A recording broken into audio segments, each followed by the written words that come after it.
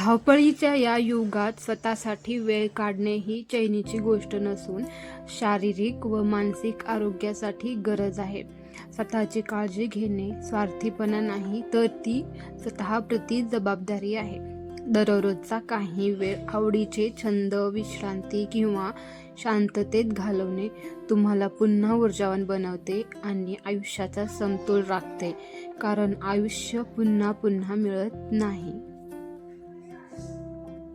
निसर्गावर प्रेम करा, निसर्गासोबत सुसंगत राहा. निसर्ग तुम्हाला कसलीही इजा करणार नाही, उलट निसर्ग सुद्धा तुमचे रक्षण करेल, मदत करेल, कारण निसर्ग हे आपलेच एक रूप आहे. स्वतःसाठी एक क्षण जपून ठेवा या धावपळीच्या दुनियेत, कारण आयुष्य पुन्हा पुन्हा मिळत नाही. रोज थोडा वेळ स्वतःसाठी काढा, मन शांत ठेवा आणि स्वतःशी मैत्री करा. स्वतःची काळजी घेणे स्वार्थी नाही, तर ती जबाबदारी आहे. वेळ कोणासाठीच थांबत नाही, त्यामुळे काळाच्या प्रवाहात स्वतःच्या आनंदासाठी वेळ काढणे गरजेचे आहे. धावपळीच्या आयुष्यात स्वतःच्या शांततेसाठी काही वेळ एकांतात घालवणे हे स्वार्थीपणाचे लक्षण नाही, तर मानसिक आरोग्यासाठी आवश्यक आहे.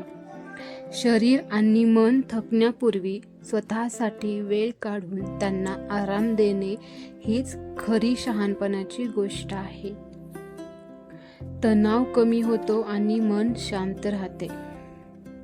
तर हॅलो, हाय, नमस्कार, श्री स्वामी समर्थ सर्वांना. मी प्रिया, सर्वांचं माझ्या चॅनलवर मनापासून स्वागत आहे. तर हा व्हिडिओ ना 19 फेब्रुवारीचा आहे, शिवजयंतीचा. तर खुशीची अर्धी शाळा होती त्या दिवशी आणि सरांनाही बँकेला सुट्टी होती. तर सर पण महाराजांच्या पाया पडून घरी आले होते आणि हे ना 5-5:30 वाजेचा व्हिडिओ म्हणजे टायमिंग आहे हा. तुळजापूरमध्ये आपसिंगा रोड म्हणून आहे, तिकडलं रोडला आम्ही दरवेळेस असं फिरायला जातो. म्हणजे जेव्हा कधी सुट्टी असेल वगैरे, वातावरण एकदम थोडंसं ऊन वगैरे नसेल तर तिकडं फिरायला जातो. तर खुशी तर इतकं खुश होती ना, तर तुम्ही पाहू शकतात. खूप मस्त वातावरण होतं. तर घरी आले आणि हे कडीपत्त्याच्या पानाचा चुरा आहे. कडीपत्ता अलगद बाहेर निघतो जेवणातून. हे जर टाकलं तर हे निघत नाही, तर तुम्ही करून नक्की पहा. असं कडीपत्त्याला वाळवायचं आणि मिक्सरमधून फिरवायचं, हे कडक होतं आणि आपल्या फोडणीमध्ये टाकून द्यायचं. व्हिडिओ पाहिल्याबद्दल खूप खूप धन्यवाद.